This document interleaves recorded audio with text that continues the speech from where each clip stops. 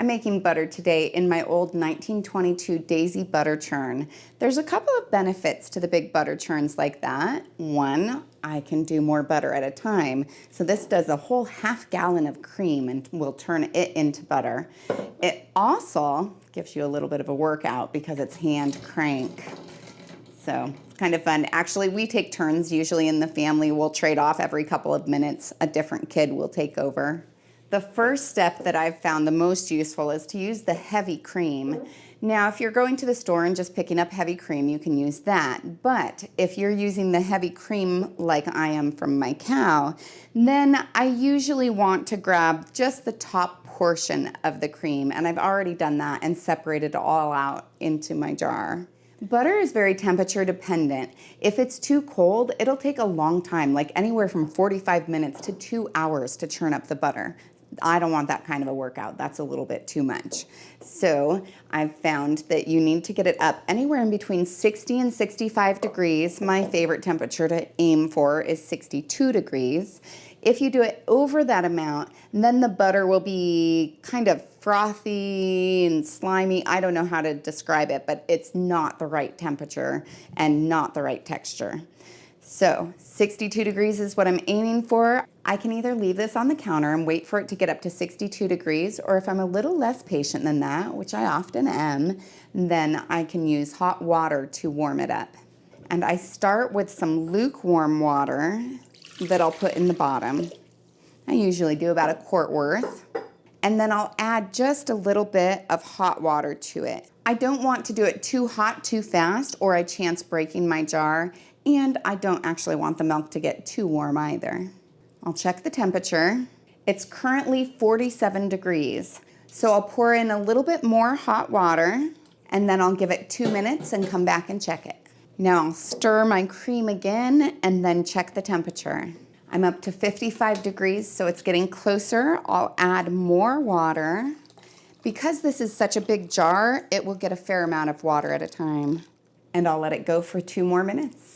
I always stir it before I check the temperature just to make sure that the temperature is dispersed throughout it. I don't want it to be just the bottom that's warm and the top that's cold. All right, and perfect. I'm up to 62 degrees.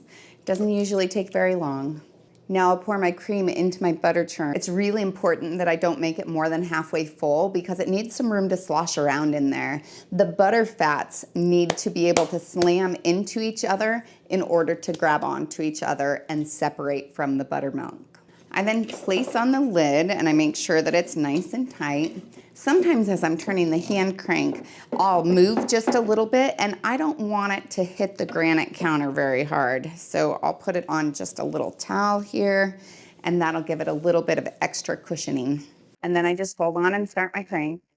So now I'm nice and warm and I have a lot of butter here, which is fabulous. You can see how it's separated out from the buttermilk. So not only do I have butter, but I got my workout in too, which is great because then I can eat the butter and I don't have to worry about it. Now with this Daisy churn, it has a little mouth here, which is great because I can use that to look in and see what's going on with it. And then it's also a great spout for when I want to pour out my buttermilk. I like to save that buttermilk because I have a number of recipes that I use buttermilk with. One of my favorite recipes is layered buttermilk rolls, which taste so good. And the kids can't wait for me to make them. They actually use a lot of butter too, so it uses both byproducts from this. You'll notice that when I pour it into my jar, I pour it through a sieve just so that I can catch any bits of butter that come out. At this point, I remove my lid, and then I'll add some ice cold water. And what this does is it makes it so that the butter holds together better and it washes out that buttermilk. If the buttermilk stays inside of the butter, then it makes it so that it goes bad faster. And it gives it a slightly different flavor. It's just not quite what you want. And you can see as I'm pressing the butter inside the jar that there's a lot of white buttermilk that's coming off of it. You can do this in a separate jar. You can do it on a butter board, and they have these little paddles you can use, but I just use my hand. And then I'll pour out the water, and I'll do it again. I'll continue to wash out my butter until it gives me a clear liquid.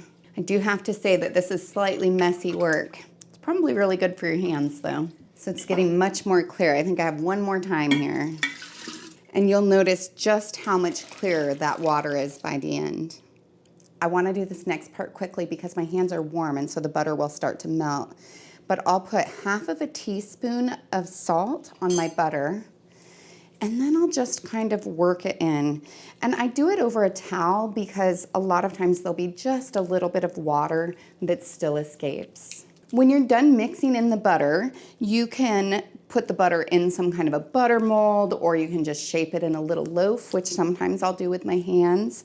Sometimes I'll put them in little decorative molds. They have like, you can even use the little chocolate molds, which is kind of fun because then you get a serving size worth of butter. But a lot of times what I do is I just have a little butter dish that has a lid on it. And so I'll put it right into that dish and then put it in the refrigerator. And when we want to use it, I just take the dish to the table. So now I'll go wash my hands. That took about half an hour, with 20 minutes being the actual churning of it. And I ended up with a good amount of butter and 6 cups worth of buttermilk. So I've got some buttermilk rolls in my future. And I'll put this in the refrigerator and use it within the next week.